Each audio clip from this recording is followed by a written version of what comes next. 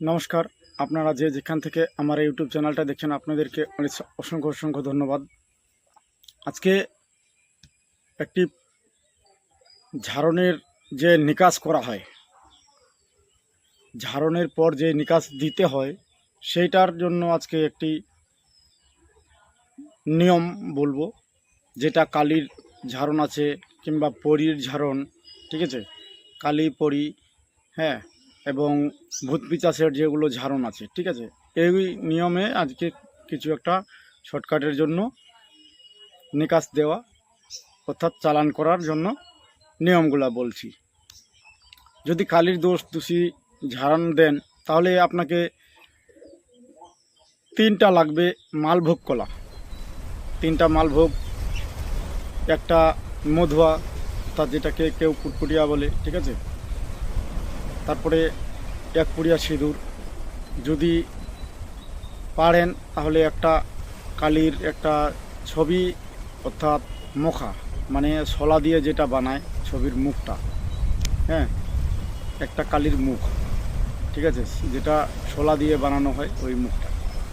তাহলে এগুলো হয়ে গেল।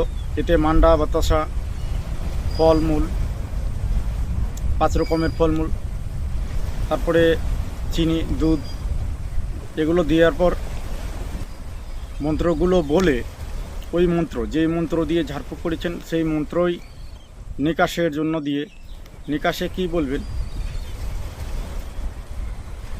এই মন্ত্রটা 7 বার অর্থাৎ 3 বার বলে তিনটা করে ফু দিয়ে, হালকা করে ফু দিয়ে ওই রুগীকে আসনে বসিয়ে তাকে আবার ঝেড়ে দিয়ে ওর হাতে ফুল জল দিয়ে, শান্তি জল অর্থাৎ একটা গ্লাসের ভিতরে শান্তি জল করে নিতে হবে। শান্তি জলটাকে করে দিয়ে ওই জলটাকে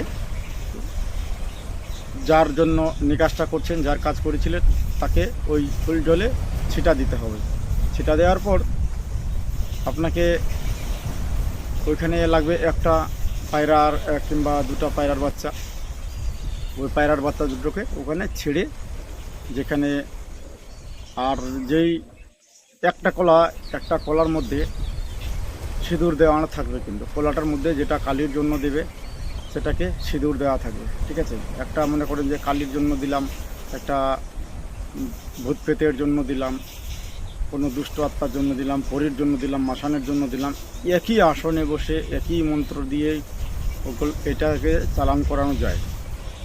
এই জিনিসটাকে করার পর আপনাদেরকে ভালোভাবে মন্ত্রটাকে ক্লিয়ার করে দিয়ে ওখানে 7 বার বলে 7টা করে দিয়ে, তারপরে 7 বার করে বলে দিয়ে ওই জিনিসটাকে চালান করাতে হবে।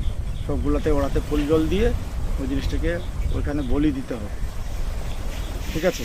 বলি অর্থাৎ ওখানে পায়রার বাচ্চা দুটোকে ছিঁড়ে দিতে হবে। ছিঁড়ে দেওয়ার পর কী হচ্ছে, ছিঁড়ে দেওয়ার পরে আপনাকে ওই জিনিসটাকে ফেলে দিতে হবে। এবার যদি কেউ খাওয়ার জন্য রাখে, অনেক যখন খাওয়ার জন্য রাখে সেটা না খাইলেই ভালো হয়, সব থেকে না খাওয়ালেই ভালো।